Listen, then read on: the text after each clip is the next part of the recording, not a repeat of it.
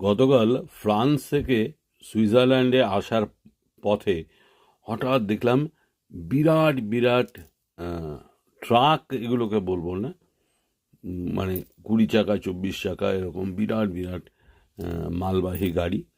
তো সেখানে যে লরি চালক, তারা তাদের ঘরকন্না, অর্থাৎ তারা তাদের মতো রান্না করছে, স্নান করছে।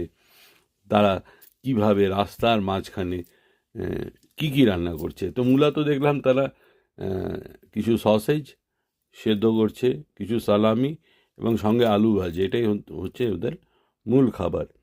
তো এখন একটা মজার জিনিস যেটা দেখলাম, সেটা হচ্ছে আমাদের এখানকার লরি চালকরা যেরকম ধাবায় গিয়ে বেশ গুছিয়ে সব কিছু অর্ডার টর্ডার দিয়ে খান, এখানে কিন্তু সেরকম ব্যাপার নেই।